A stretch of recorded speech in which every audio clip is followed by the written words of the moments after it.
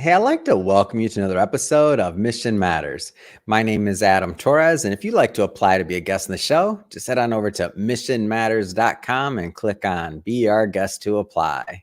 All right, so I've been waiting for this one for a long time. We have Dr. Sheila Robinson on the line. She's a publisher and also CEO over at Diversity Women Media, and I'm proud to announce she'll be an author in our upcoming book that we've been putting together for about the last year, maybe year and a half, with Women Connect for Good and Dr. Nancy O'Reilly. So first off, Sheila, I just want to say welcome to the show.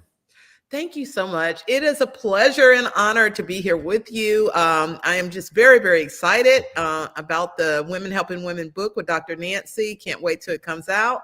And I appreciate you having me on as a guest today. Well, great to have a fellow member of the media in the house as well. So we're definitely going to talk about Diversified Women Media, your vision, where you've been, where you're at, where you're going with the company, of course, and really developing talent to create equitable opportunities for women. I mean, we got a lot to talk about here today, but we'll start this episode the way that we start them all, with what we like to call our Mission Matters Minute. So Sheila, we at Mission Matters, we amplify stories for entrepreneurs, executives, and experts. That's our mission. Okay. Sheila, what mission matters to you? Well, I would say the mission that matters to me is how Diversity Women Media is committed to elevating women of all races, cultures, and backgrounds to new heights of leadership. And we do this by supporting their career development. We really aim to break down some of those barriers that women face in the workplace. We challenge stereotypes, and we create more opportunities for women to thrive professionally, especially helping them navigate through some of the barriers and giving them ideas, solutions, and resources to soar. Yeah. It's great. Love having mission-based individuals on here to share why they do what they do. And so kind of going back in time here, like how did you know that you would be specifically creating a platform to boost the stories and create opportunities for women? I mean, a lot of different routes you could have went in terms of creating media and creating content and opportunities. Like, why this one? Like, when were you drawn to this? Well, Adam, I would have never in a million years thought that I would end up doing this. I think in college, I majored in political science, thinking I was going to be a lawyer, pre-law. Same here, by the way. I know you don't know that. Same here. I thought I was going to be a lawyer too. Thankfully, we didn't. Oh, no offense to the lawyers out there. Go ahead. Yeah, you must love what you do. You must love what you do. And I remember having an internship doing one summer in a law firm. And I was like, this is not it, not for me. And still not knowing what I wanted to do. But my mother was a teacher and my father worked in manufacturing, and he made more money than my mother as a teacher. And so I always felt like I wanted to work in corporate. I didn't know what role I wanted. I think I wanted to be a supervisor, a manager, but I was drawn to wanting to be a leader in corporate America. And right after college, I ended up with two great, amazing careers in corporate America, but was displaced from both the organizations. And the organization, one was tobacco, because I'm from North Carolina, if you can't tell. And the other one was textiles, both from North Carolina. I worked for a global chemical giant that made Coolmax in your socks, Lycra in your hosiery, and in your clothing. And what happened, these industries declined for various reasons. And after being laid off and displaced from the second wonderful corporate career where I was making tons of money, and I love my hours, I love just the environment, I started reading business publications to try to understand more about business and to try to identify industries that were thriving, because I did not want to walk into another industry that was declining. And I noticed that there were not any publications for women in business. I wanted to know what were the best industries to get in, what were the best opportunities for women. And I saw nothing. And still, it just hit me because I was still working at this organization, the last organization that I was displaced from, but we knew it was coming. And I was like, I should start a magazine for women. You know how you think stuff. Hold on, we're do you remember where, like, was that one of those things that just popped in your head, or was it a progression? Yes. Where were you at? Do you remember? I'm I just was curious. sitting at my desk. I could tell you the office I was in right now is I was flipping through these business magazines, and I was like, I'm gonna start a magazine for women. And you know, I Wow. was actually on my I asked break. that because that's from God. That's like divine Yes. inspiration. When you And get that flash, that's different. And That's I different. literally, because I worked in marketing, I had, you know, software to do all of these fun things. I Mhm. actually designed a magazine cover right there on mine. I had a woman, she was Get sharp, she out. had on a nice skirt. And the first cover line was how to ask my boss for a raise. And it was like, I'm not, you know, I'm doing things my way. It was all those, literally, that happened. And fast forward after that, it was probably a year or longer before I actually went for it, Mm. because I started interviewing for jobs. You know, I Okay. had my package, I had my I had my boss to actually refer me positions with other corporations, Wow. and I could not get a job. The last interview I had, no kidding, was with I had 3 vice presidents, a CHRO, Mm. and the director of HR. They all loved me, and I just knew I was going to become a vice president of marketing for this Mm. phenomenal company. And they said, you have one more interview with the CEO. I walked in, the CEO, he's young, he's dynamic, he's Yeah. dressed sharp, and I was like, oh, I got this, because he's forward thinking. Yeah. He's about, you know, he's about the work. He's about recognizing talent that can help take Mm. his organization to new heights. And he told me that I wasn't the right fit for his organization, Mm. because he was afraid with he said, you have all the branding and marketing that we could ever need, but he was afraid that I didn't have enough managerial experience, and Mm. about 30 men would have had to report to me.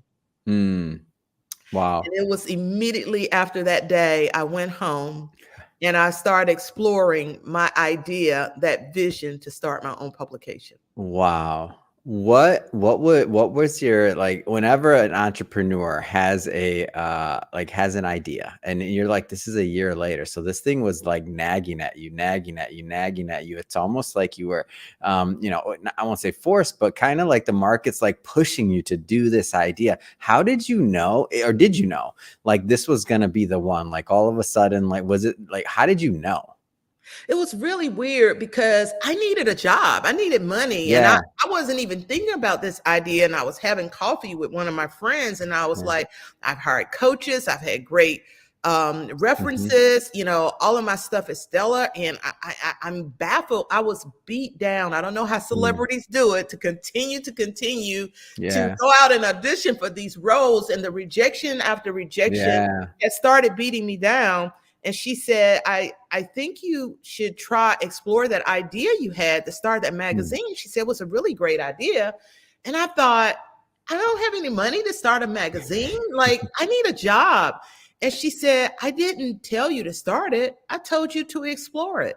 And Wow. at that time, I was so beat down that I needed something Yeah. creative and exciting and something to, Mm. and so I just said, okay, I'm going to take a month or two off, maybe 2 or 3 months, and I'm going to go ahead on and explore this vision. And I Mm. hired a graphic designer and created a dummy magazine. And I went out, and this was roughly almost 20 years ago. Wow. In the So first that's not easy. Just to put us in context in terms of technology, like, 20 years ago. that took some thinking. Like, that's not easy back then. Mm-hmm.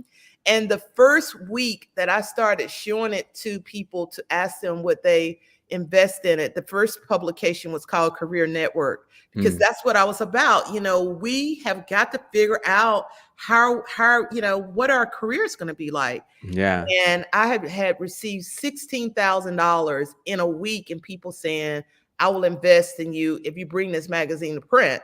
Well, at that Wow. time, I was like, I don't even have a magazine. I'm just thinking about it.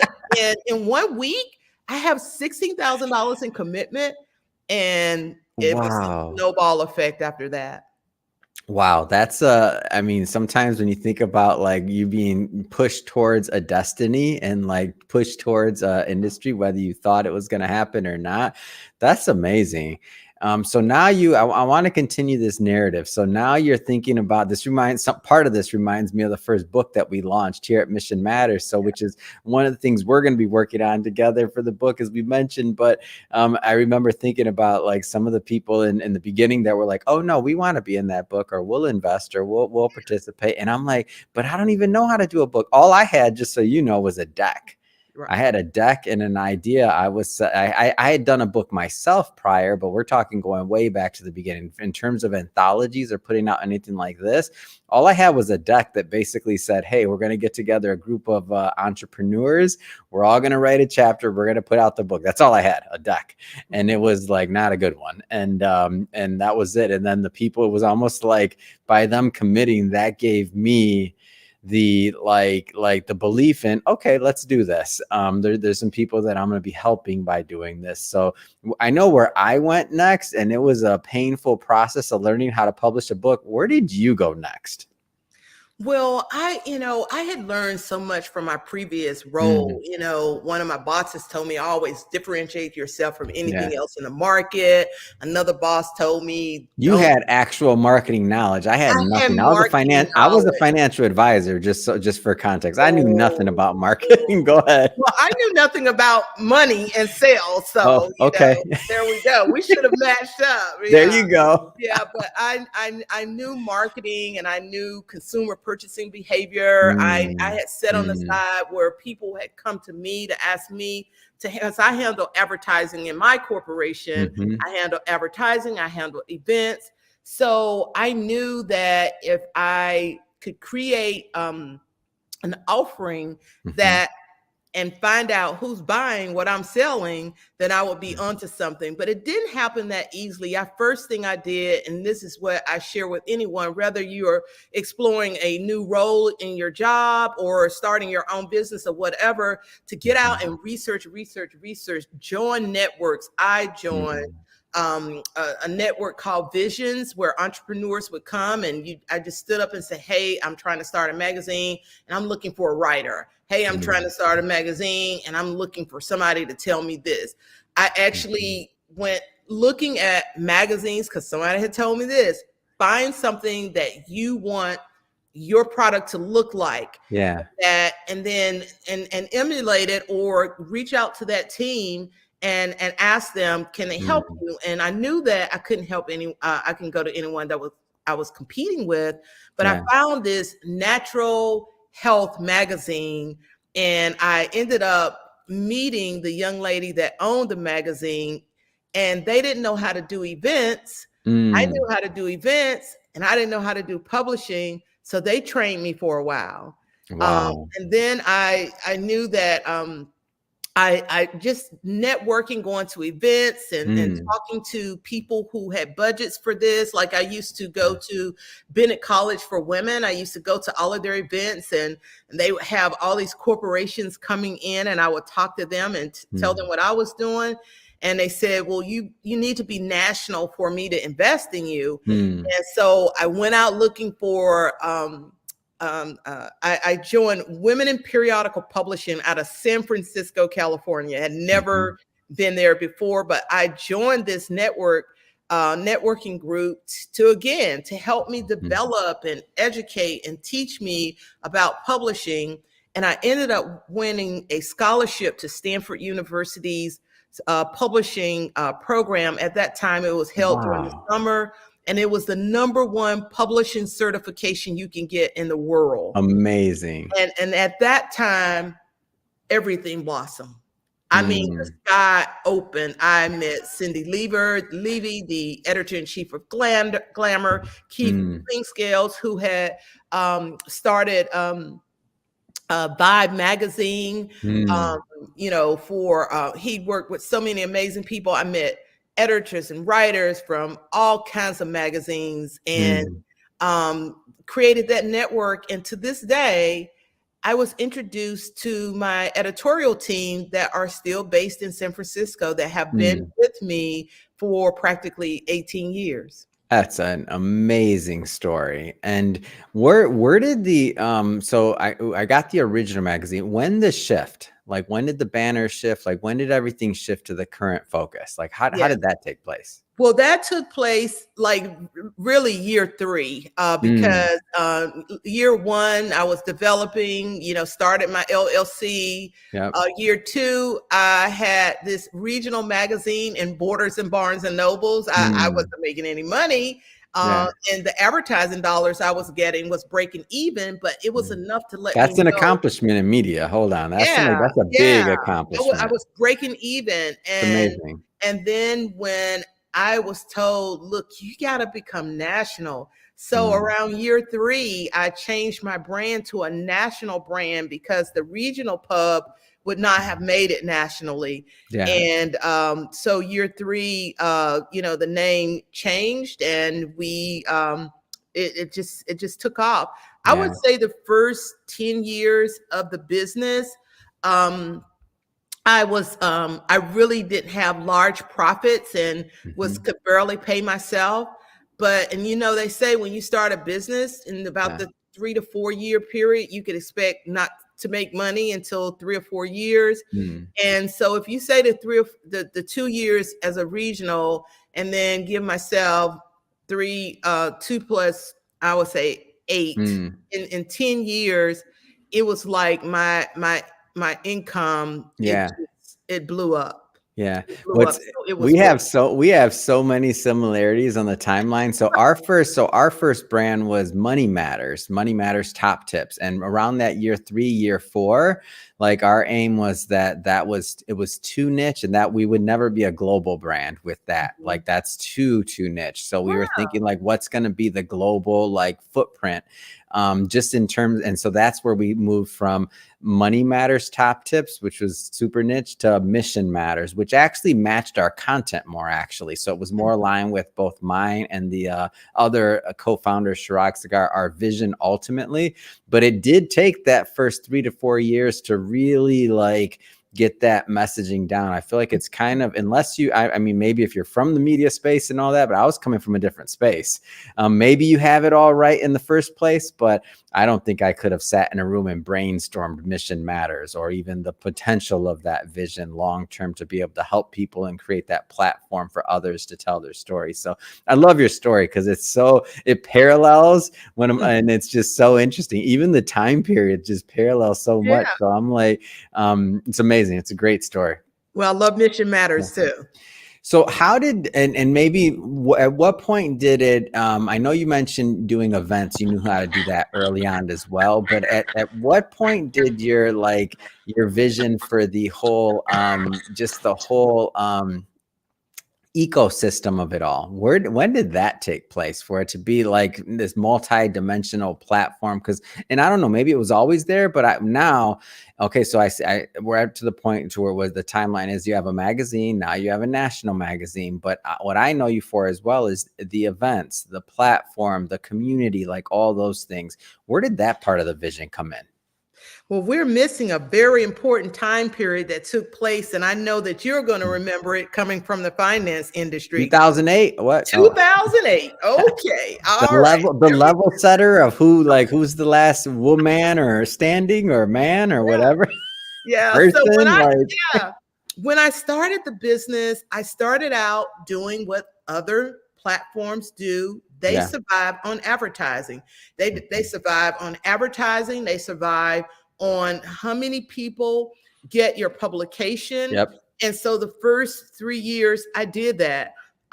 It was horrendous. It was easy to get in Barnes and Nobles and Borders bookstores, but the distribution was not large enough for me to justify the advertising spend. Yeah. And so then someone else told me, well, you do mailers to everyone's house. And at one time I did that, and I had a brick and mortar office, and we started getting calls, do not send this magazine to my house. I didn't ask for this. And so it was at that time where I said, I'm never going to provide anyone anything unless they ask for it. So I learned early on that the traditional way of periodical publishing was not going to work for me. Yeah. And then 2008 hit, and everybody was telling me, you need to go digital. Sheila, print is dead. That was it. I remember watching people walk out. I was in an entrepreneur building where small businesses were.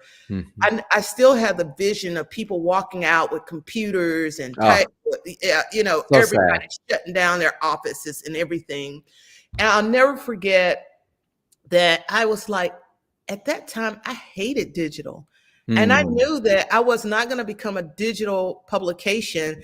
I was in love with print and the pages and the smell of the paper and the pictures jumping off the magazine pages. That was my passion and my love. Yeah. And I knew that what I was going to do is I was going to close it down. I too was going to be walking out with my computer. I was going to close it down.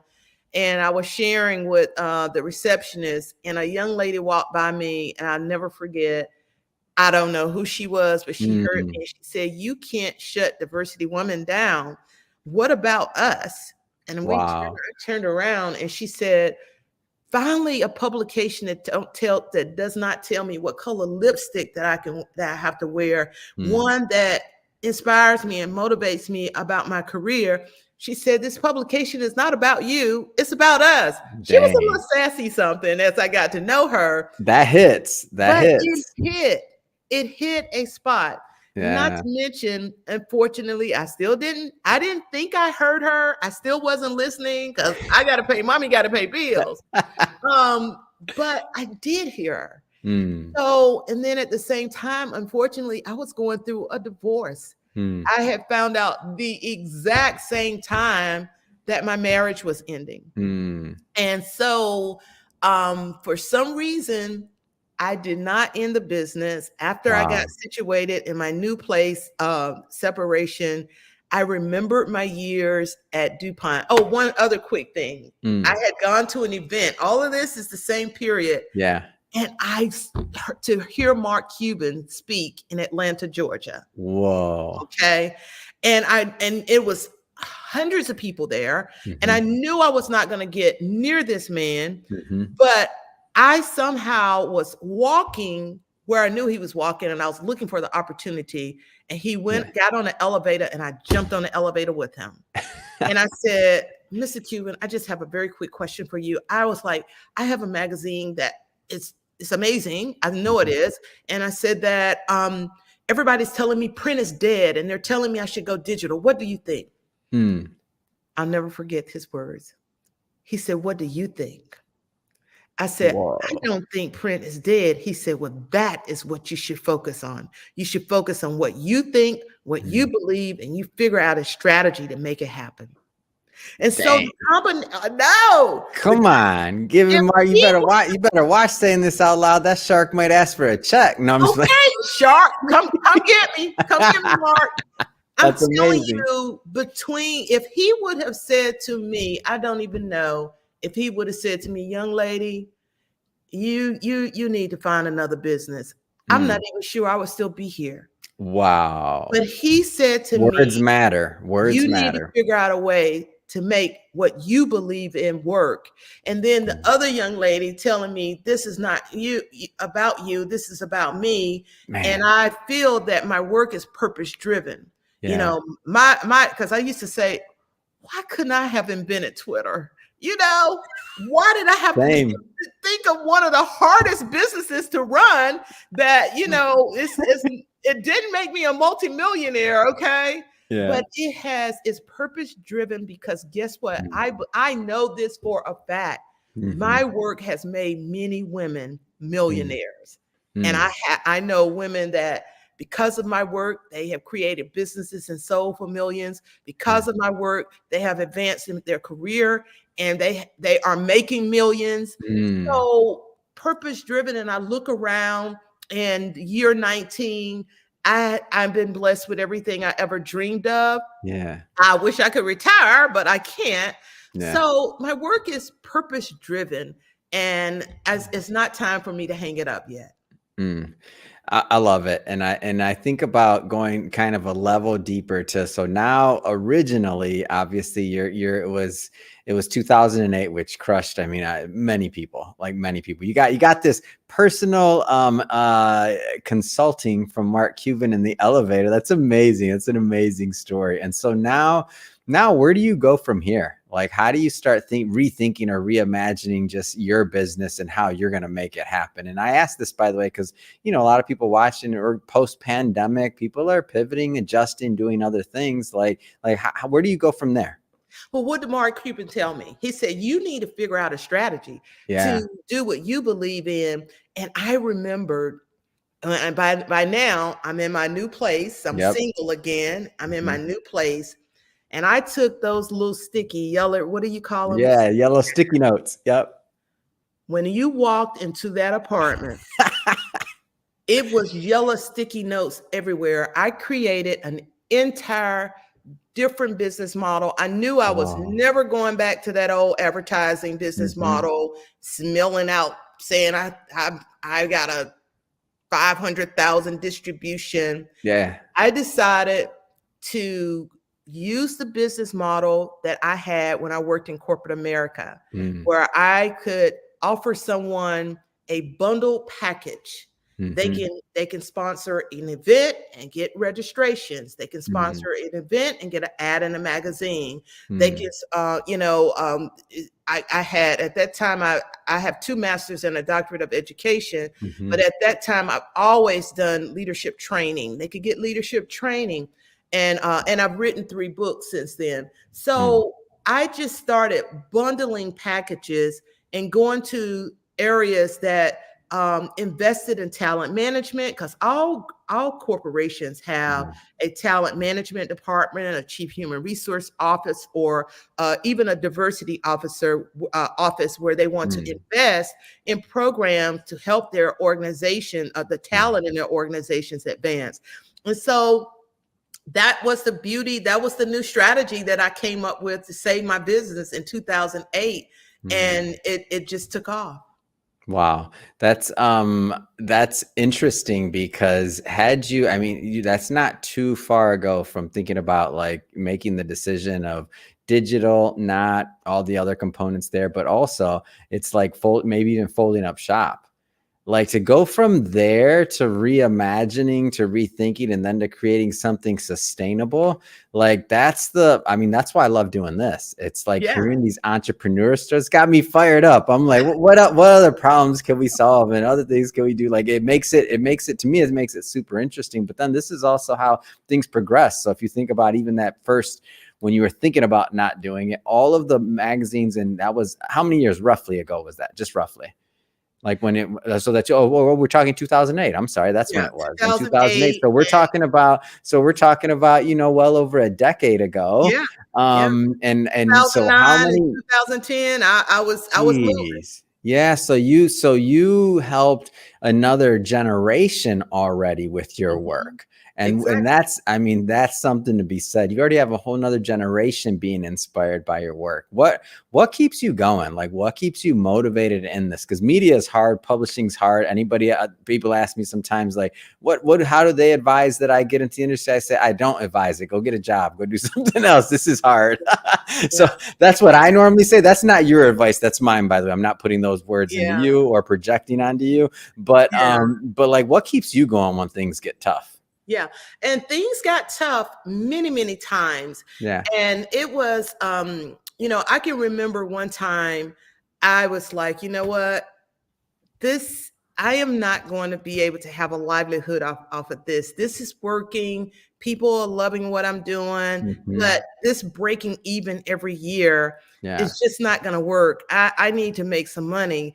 And it was one day, I was certain I was going to hang it up, and my phone rang, and it was the famous poet and actress, Dr. Maya Angelou. Oh, come on. What are your stories? Who do you attract in your life? That energy you got. Are you kidding me? Come on. Her office, I kid you not, saying that because one of her former students was one of my customers, and he was trying to get her on the cover of my publication. And it was her office saying that she had agreed to be on the cover, Yeah. And that she was inviting me to her home, which I actually went to, had coffee and drank out of her china. And so, Adam, at that time, I was like, okay, I might shut this business down, but it's going to have to be after this cover. Okay. You're right. It is. And then she told me that she was going to send copies of the magazine to Oprah Winfrey, which, if everybody know, Dr. Maya Angelou was the godmother or play mom or whatever of Oprah Winfrey. They were very close. And I thought for sure my business is really, really going to take off. Well, again, that form of rejection, it felt like I never heard from Oprah's office. But I said, well, at least she knows I exist. At least Oprah I'm okay with that. I agree. I'm, that's been almost 12, 15 years ago, and never heard anything. And I literally almost thought about closing my business because I thought if she didn't see any value in the work, then I was never going to make money off of it. And something, I guess my faith, and I was like, what value is it to Oprah to work with you? You're not bringing her anything. And what I learned in business, that even when you're talking to your customers, it has to be a win-win. For sure. And unless you are bringing something to her that is going to be a benefit to her, then that doesn't fit. And I stopped thinking that I needed someone else to make my business. And I started focusing on working with the people that were finding value in the work that I was doing. And it became so rewarding to hear about, customers calling me saying they've already given someone a promotion as a result coming to one of my leadership conferences. Wow. Yeah, someone else telling me that they were featured on the cover of my magazine and they're now in a C-suite position at a big time corporation. And, doing the work became so rewarding. And it's a funny thing that when I realized what my mission really was and what I was really selling, I started making money. I realized I wasn't selling magazines. I was selling purpose. I was selling leadership. I was selling solutions. I was helping organizations solve talent development programs. And when I started focusing on, and my platform just happened to be events and publications. And when I started focusing on the value that my customers were receiving, that is when I started making money. Man, there's so much in that and what you just said. And I want to, where I want to take this next is I do want to talk a little bit about the conferences and the programming, just kind of the things you work on, just to, because I feel like we got a lot into the magazine side of it. I think we get it, but let's go into the conferences and the events, because who you're bringing together and what you're bringing together, I mean, it's pretty remarkable. Thank you. Thank you so much, Adam. I love people. Somebody once told me, they said, you're fascinated meeting people. I love meeting people. I love learning and you attract interesting people to you too. Like you just gave 2 names, but I know you got stories for days, but go ahead.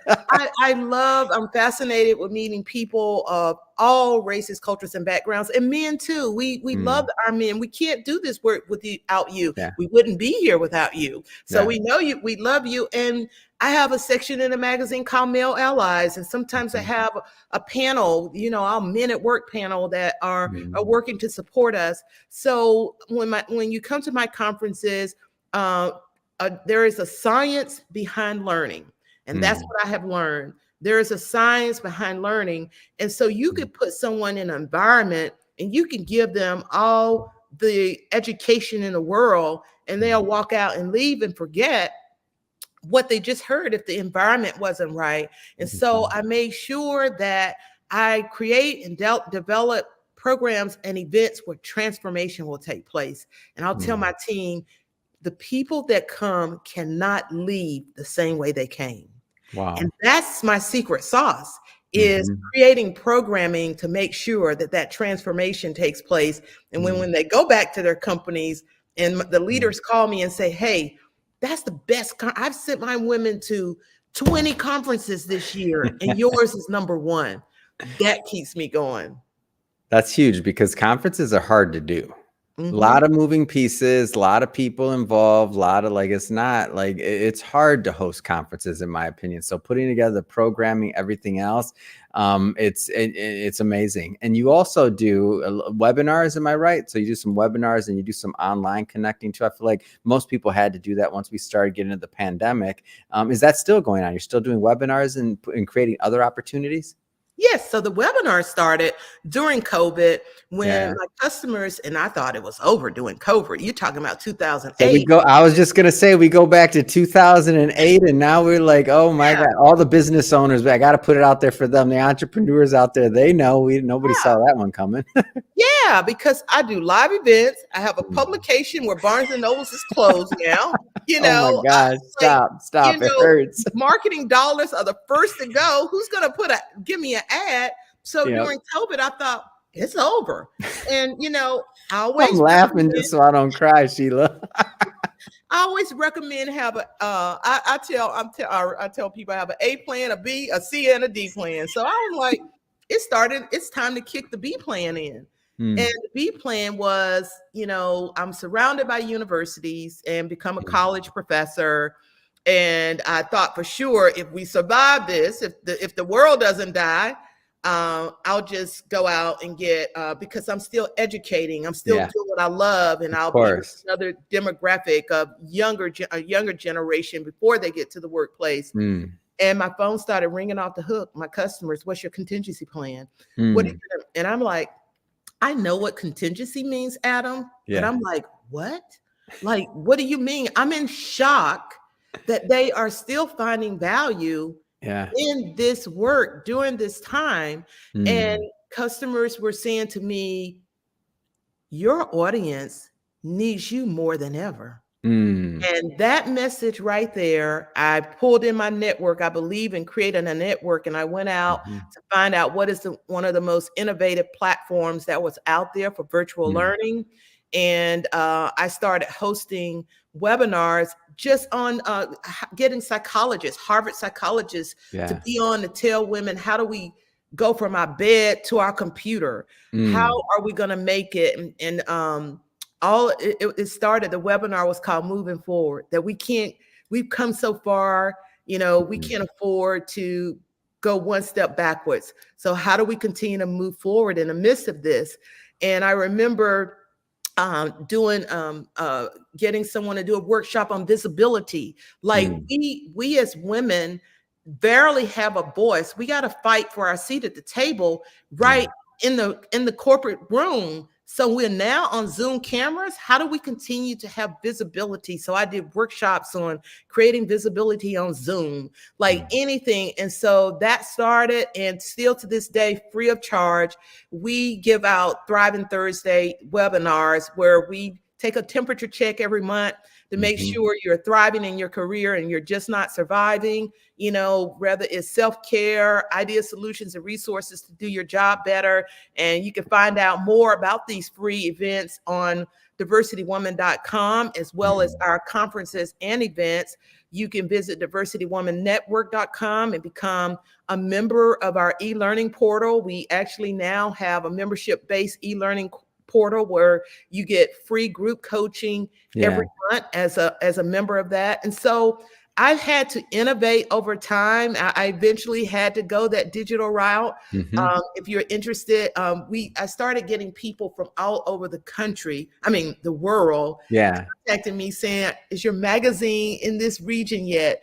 We've had people Zoom into our webinars from Asia, from America, at times, and it's just unbelievable. So we now have the publication on diversitywoman.com. It'll say, click here to view our latest magazine free of charge for those who are wanting to get this information globally. Yeah, I think it's an amazing story. It's one that I'm so happy to bring to my audience, and just to see the evolution of what you've done in media, how you continue to get to really be a leader in the space. and to build more ways to add value. I think it's inspirational. I think obviously you happen to be doing it in media. There's a lot of other people out there that have their way of giving back and following their mission. But that being said, I mentioned before, we're not going to talk about the book too much this time, but so everybody watching, but we will be bringing Sheila back onto the show when the book is live, and we're going to do a deep dive then. But for today, Sheila, you mentioned some websites, and I want to kind of revisit that. If people want to connect, if they want to learn more about your platforms, how do they do that? Okay. Visit diversitywoman.com to see a free copy of our publication. Click here to view our most recent magazine and get ideas, solutions, and resources monthly to help you in your career. If you want to attend a live event, click on the event section and we'll share with you all our events. If you want to just follow us on social media and to get tidbits, and we send out e-blasts and announcements of what's going on, follow us on LinkedIn. We have a huge LinkedIn following. Our group is called Diversity Woman, Leadership and Executive Development. And we're also on Facebook and X, formerly Twitter. So follow us on social media and visit our website. Amazing. And for everybody watching, we'll put that information in the show notes so you can just click on the links and head right on over. And if you're a first-time viewer and you haven't hit that subscribe button yet, this is your invitation. Hit that subscribe button because we have many more mission-based individuals coming up on the line, and we don't want you to miss any of those episodes. And Sheila, again, thank you so much for coming on today. I look forward to continuing to work with you and continuing to build. So thank you again. Adam, congratulations on your success at Mission Matters. It's, like I said, it's a pleasure and an honor. This has been so much fun. I look forward to the book, and I can't wait to reconnect with you again. And thank you, audience.